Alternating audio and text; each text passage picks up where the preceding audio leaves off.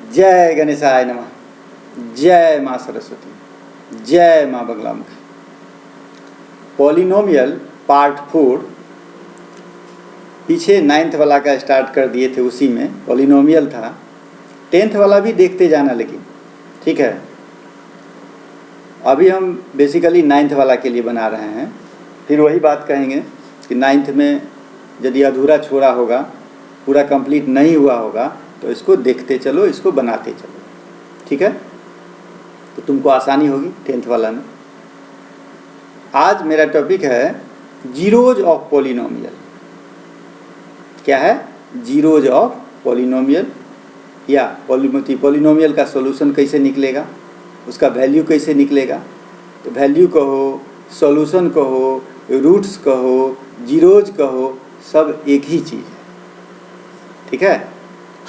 सब एक ही चीज़ है।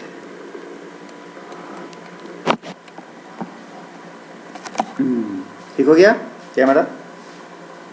वैल्यू ऑफ अ पॉलिनोमियल, पहला पॉइंट है मेरा। पहले आवा जय गणेशाय, जय माँ सरस्वती, जय माँ Mangala. Value of a polynomial, किसी भी पॉलिनोमियल का वैल्यू हम लोग कैसे निकालें, ठीक। कोई पॉलिनोमियल दिमाग में, ठीक है, लिनियर हो, क्वाड्रेटिक हो, क्यूबिक हो, भी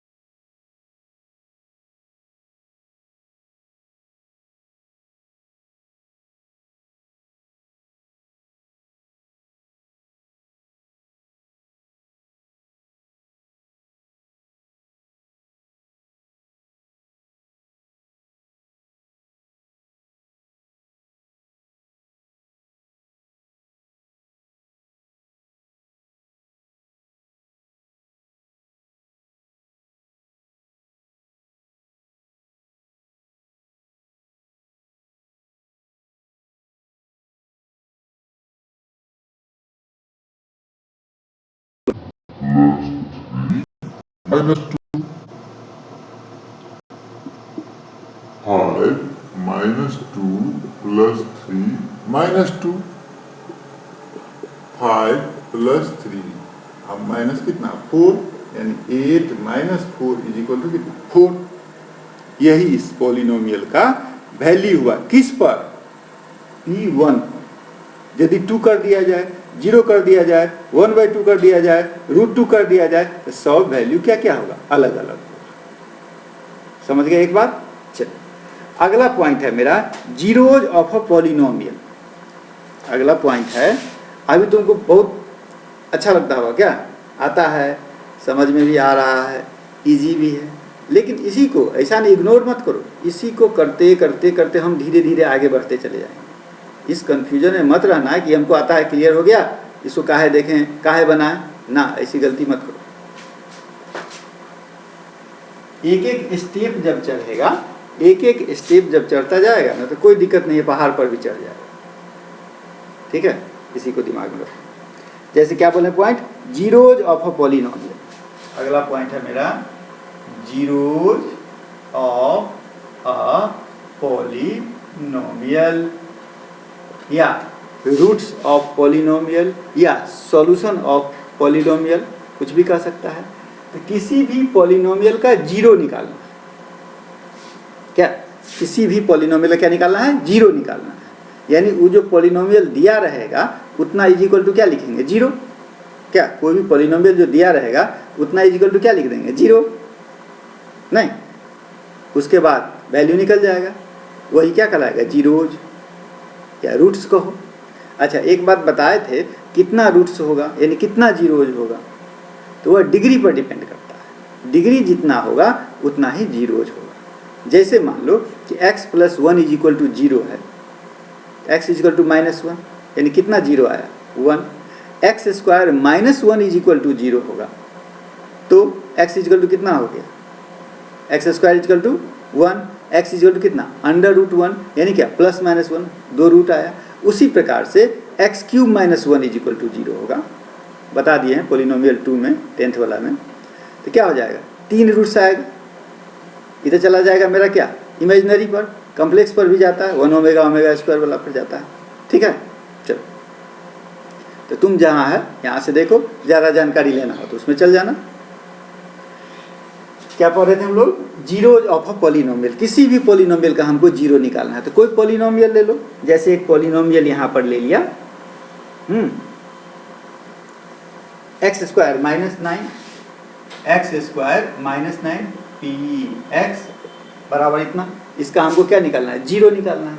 इसका मतलब क्या, x square minus 1 is equal to 0, यानी क्या x square is equal to 9, x is equal to √9, यानी क्या प्लस माइनस 3। समझिए बात, इसी को बोलते हैं हम लोग जीरोज।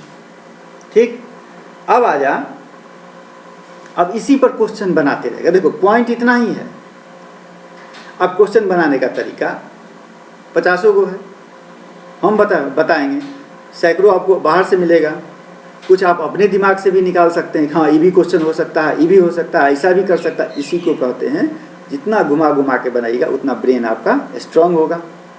ठीक है, जैसे अब हम क्वेश्चन पर आ जाते हैं। ठीक है,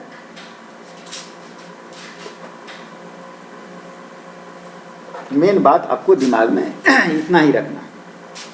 जैसे क्वेश्चन दिया यहाँ कि question number 1, if px is equal to 4x square minus 3x plus 6 दे दिया, एक पोलिनोमियल है। फाइंड पहला p0, p1, p-2, p-1/2।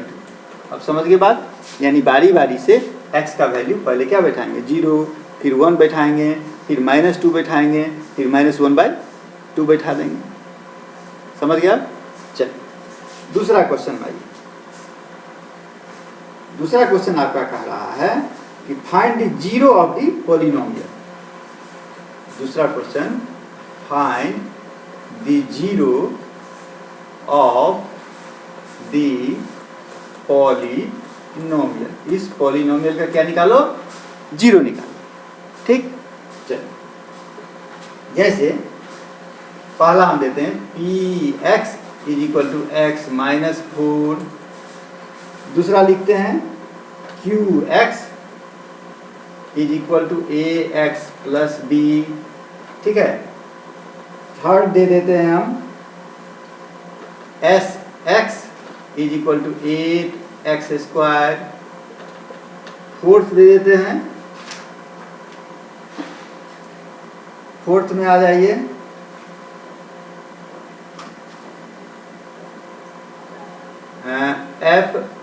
fy is equal to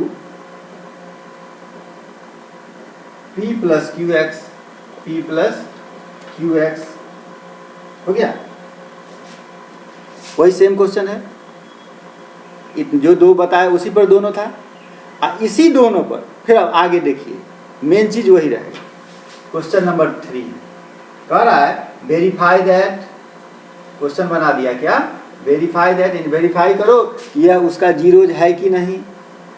ठीक है भाई, उसका वैल्यू उसमें हम डालेंगे, आ जाएगा जीरो, इसका मतलब वह जीरो है, नहीं तो नहीं है। वेरीफाई दैट, पहला -5 is a zero of the polynomial px is equal to x plus 5। px is equal to क्या, x plus 5। इसका यह जीरो है कि नहीं है, x का वैल्यू हम क्या डालेंगे -5, तो क्या डाल दिए -5 प्लस 5 कितना हो गया जीरो, इसका मतलब है। दूसरा सेकेंड में आ जाओ, -1/2 is a zero of the polynomial क्या है, QX is equal to 2x plus 1। समझ गया, वेरीफाई, यही है। अब आ जाए, इसी में लिख लो थर्ड, दिखाई दे रहा है, हाँ। 2 and 3 are zeros of the polynomial, क्या है, Px is equal to x minus 2 and x minus 3।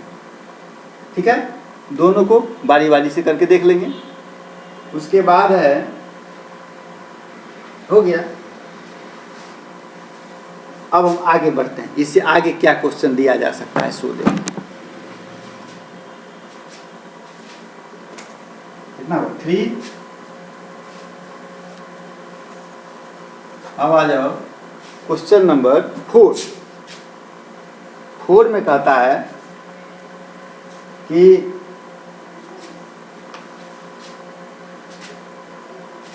Question number 4 दिखाई दे रहा है, हाँ ठीक है, और थोड़ा ऊपर करो, हाँ। क्वेश्चन नंबर 4 कह रहा है कि इज इक्वल 1 माइनस इज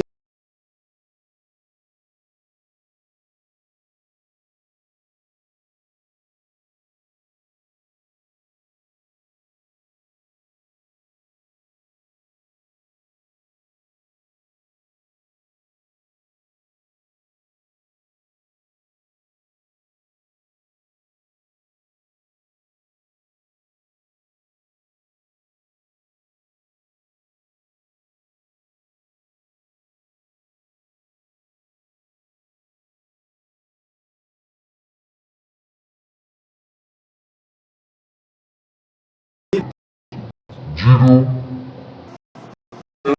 तो अननोन मेरे पास क्या रह जाएगा, के का वैल्यू नहीं निकल जाएगा। बस देखा, चीज उतना ही है, उसी को घुमाएगा फिराएगा। दूसरा आ जाओ, question number 5।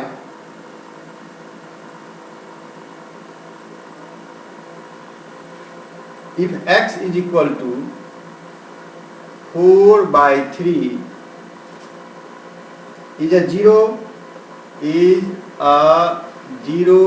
of the polynomial Px is equal to 6x cube minus 11x squared plus kx minus 20। Find के, वही सेम क्वेश्चन। अब आ जाओ क्वेश्चन नंबर 6। 6 कह रहा है कि if x is equal to 0 and x is equal to -1 are the zeros of the polynomial Px is equal to 2x cube minus 3x square plus ax plus b, then find a and b। ये समझा क्या है, x is equal to 0 एक, x is equal to -1 दूसरा। तो इसमें पहले हम x का वैल्यू क्या डाल दिए, 0। यह इसका जीरोज है, इसका मतलब इसमें यदि हम x का वैल्यू 0 डालते हैं, इतना बराबर 0 लिखेंगे। ठीक, इससे मेरा a और b के टर्म में एक इक्वेशन निकल गया। नहीं, फिर हम क्या करेंगे, x का वैल्यू -1 डालेंगे, ठीक है, और फिर इतना इक्वल टू क्या लिखेंगे, 0। तो फिर a b के टर्म में दूसरा इक्वेशन निकल जाएगा, और जब दो इक्वेशन निकल गया तो दोनों इक्वेशन को सॉल्व कर लेंगे, a और b का वैल्यू निकल जाएगा। नहीं, चलिए क्वेश्चन नंबर 7 में है, इसी टाइप का लिख लिए। If x is equal to 0,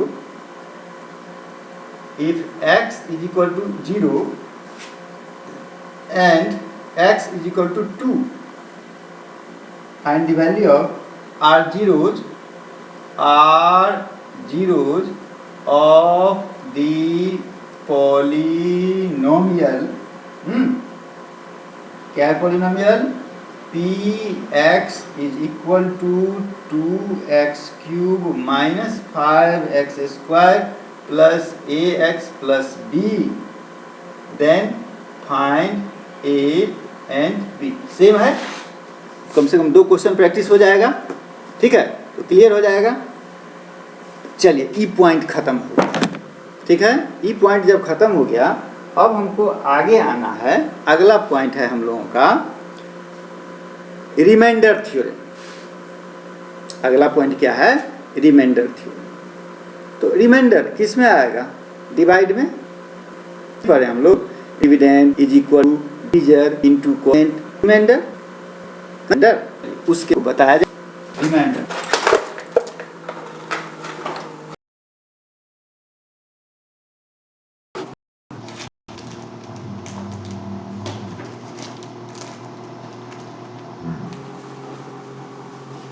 देखिए रिमाइंडर क्या,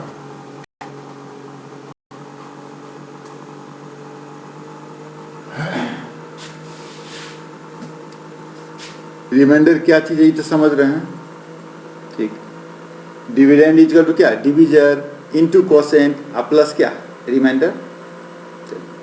तो इसके लिए हम लोग को क्या करना होगा? पहले डिवाइड करना होगा। अलजेब्रा में है, अलजेब्रा में है तो डिवाइड आना चाहिए।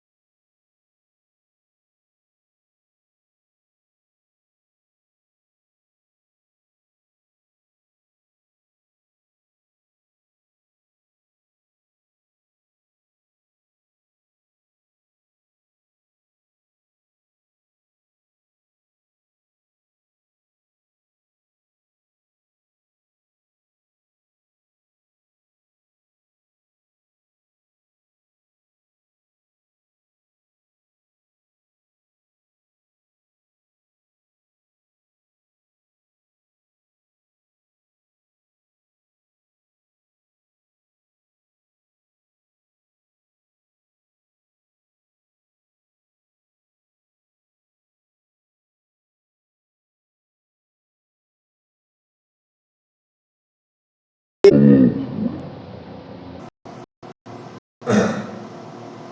गया इंक्रीजिंग डिक्रीजिंग, यहाँ संयोग से दिया हुआ है, नहीं रहेगा तो आपको करना होगा, कर लीजिएगा। चलिए अब हम आ जाते हैं, पहला स्टेप हमको क्या देखना है कि इसका पहला टर्म क्या है और इसका पहला टर्म क्या है। ठीक है, इसका फर्स्ट टर्म है 3y² और इसका फर्स्ट टर्म क्या है 6y⁵ नहीं 3y², ये क्या है 6y⁵। जैसे सिंपल हम लोग डिवाइड करते हैं, नहीं 5 का टेबल लिए उसी से काटना है तो पढ़ते 5 1 जा 5, 5 2 जा 10, 5 3 जा 15 पढ़ते हैं। ठीक है, और तब देखते हैं कितना बार में लगता है।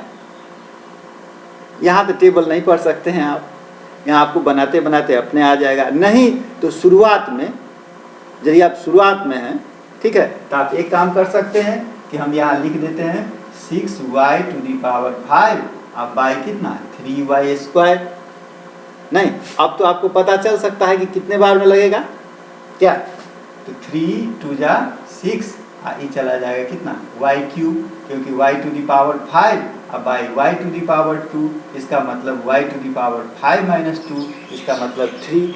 यानी बेस यदि सेम रहता है, आता ही आपको, तो मल्टीप्लाई के केस में पावर क्या हो जाता है प्लस हो जाता है, और डिवाइड के केस में पावर क्या हो जाएगा माइनस हो जाएगा।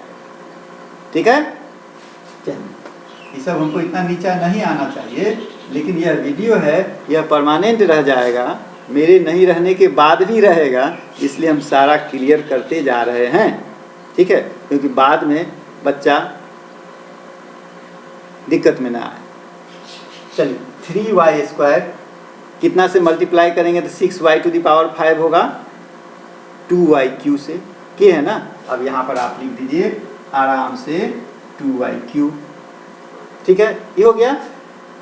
ये आपके पहला टर्म से पहला टर्म को देखें, लेकिन इससे मल्टीप्लाई आपको इस पूरे टर्म को करना होगा, पूरे पोलिनोमियल को करना होगा। ऐसा नहीं कि सिर्फ आप 3y² को कीजिए। ठीक है, तो 2y³ से 3y² को मल्टीप्लाई किए तो क्या आ गया 6y⁵। ठीक है, देखिए टाइम जा रहा है। 2y³ से फिर 5 को किए तो कितना हो गया 10y³ आ गया। अब हमारे पास एक सुविधा है ना कि यहाँ पर y³ वाला टर्म है, तो इसको हम यहाँ नहीं लिख करके यहाँ लिख सकते हैं 10y³। इससे कोई दिक्कत नहीं है, कोई दिक्कत नहीं।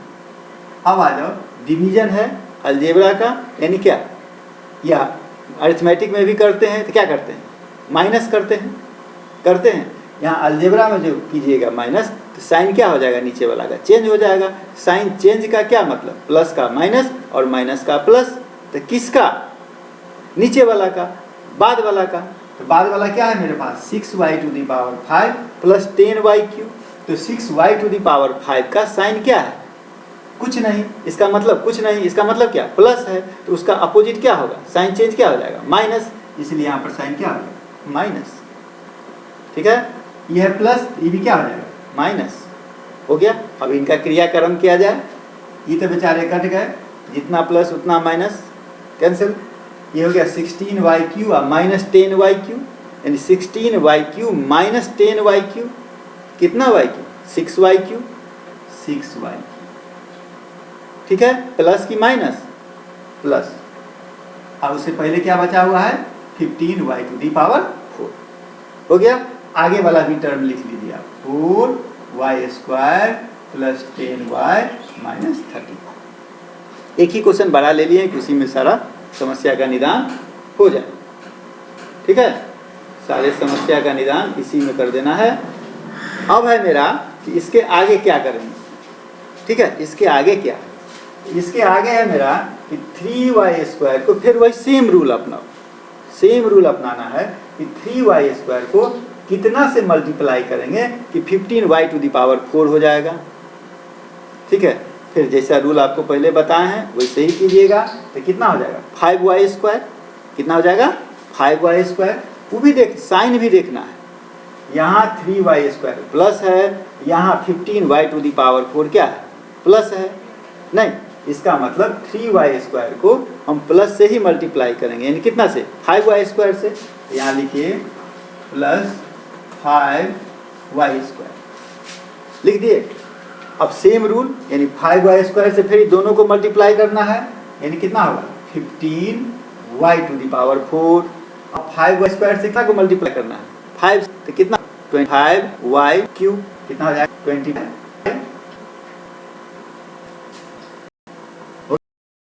क्यों कहाँ से 5y² को 25y